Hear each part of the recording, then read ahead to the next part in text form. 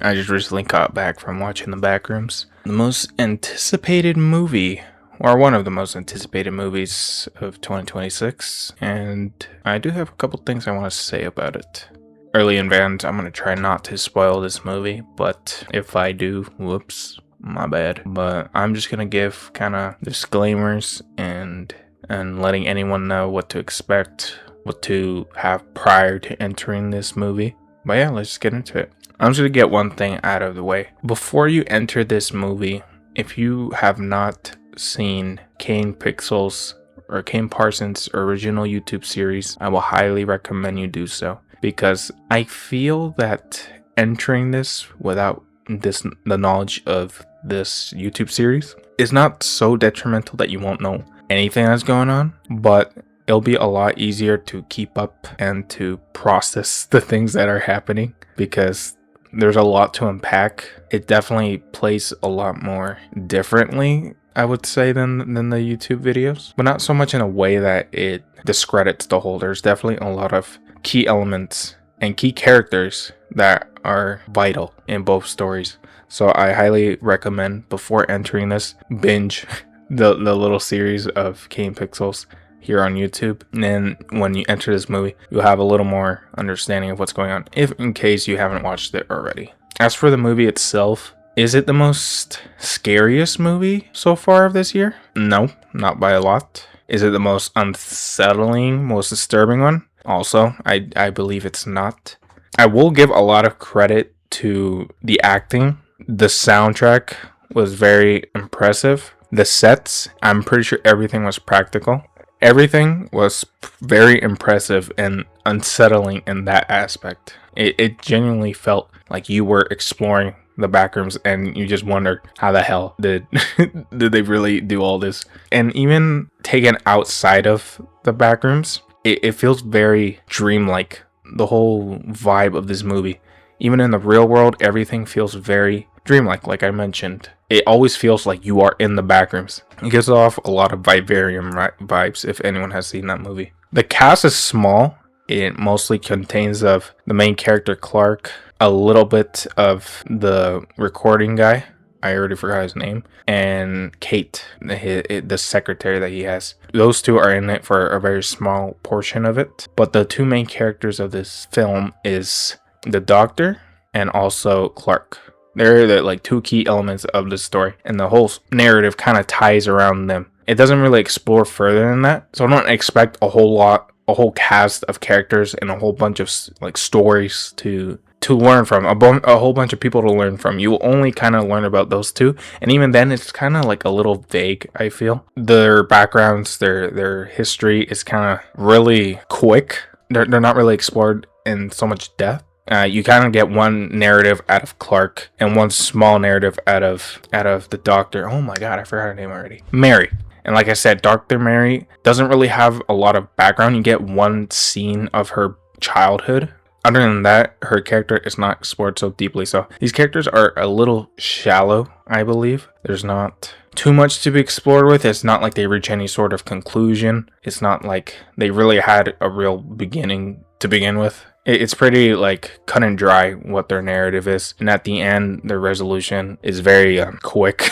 These are without spoilers, by the way. I hope I'm doing this correctly. But yeah, that's kind of like the cast of characters that there is. The overall themes, the backrooms themselves, which is what people come here for, is, like I said, very impressive. There's not a lot that is explored here. There's not many biomes, I guess we can call it. There are no levels in Kane Pixels' original YouTube series. They kind of work as biomes. Like the more you explore, the more you kind of come across things. In the Kane Pixels series, you explore like massive areas and like very different color tones. That doesn't really happen in the backrooms. You kind of just always are in the same space. It's always the same yellow wallpaper area. So you don't expect too much of the backrooms as well. It is still very like claustrophobic. There are a lot of claustrophobic scenes, a lot of unsettling scenes, a lot of chase scenes.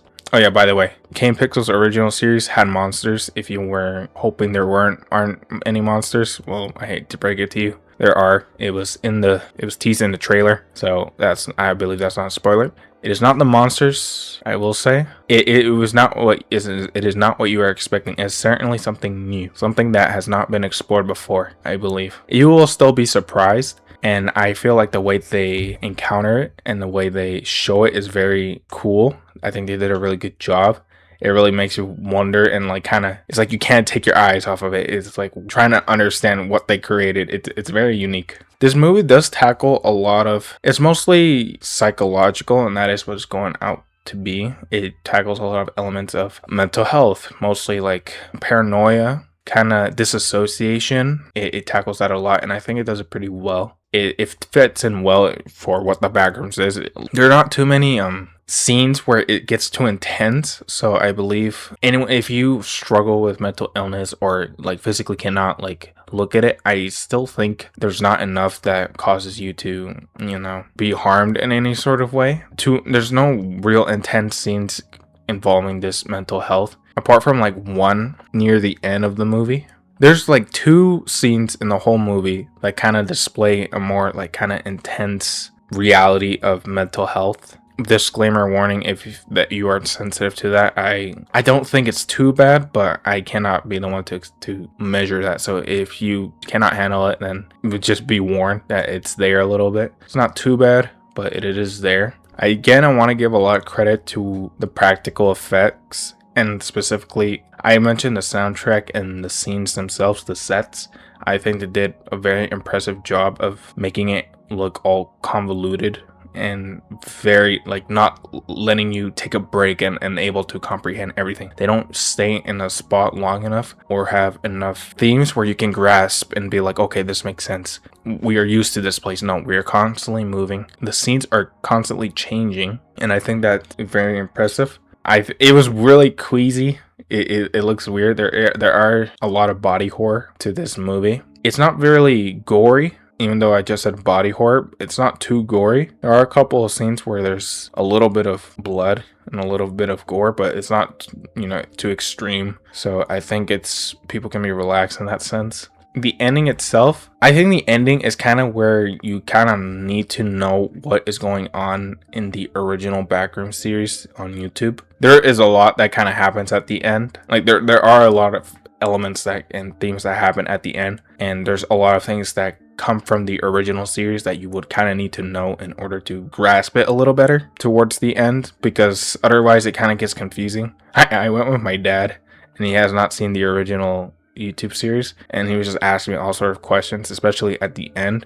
I myself like was able to kind of understand the end a little bit because I saw the original series, so I will definitely say that, like, if you have not seen the original series, like I said a million times, it ties in, especially at the end. Most of the movie, I believe it's fine for a first experience, but yeah, towards the end, you will definitely get kind of lost if you don't already have a little of an idea of what's happening. Other than that, I think this movie was decent. It's a very acquired taste. I'm just gonna leave it at that. It's a very acquired taste.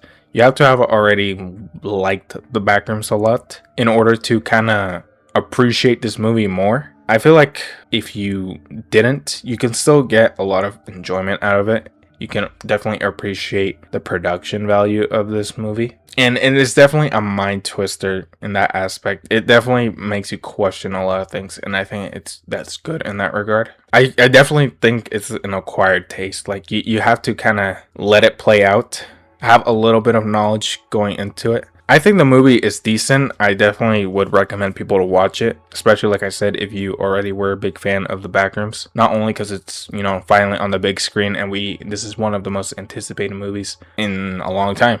Definitely, it's like one of the most popular things in the internet right now. So I definitely would recommend people to watch it. I think it's entertaining. It doesn't overextend its stay. The scenes play out exactly how they need to play out. The pacing is really well done. There's a lot of questions and there's a lot of theories that will arise from this, and I definitely have a lot to cut out with, but that's my review of this movie. I hope that made some sort of sense, and yeah, that's it.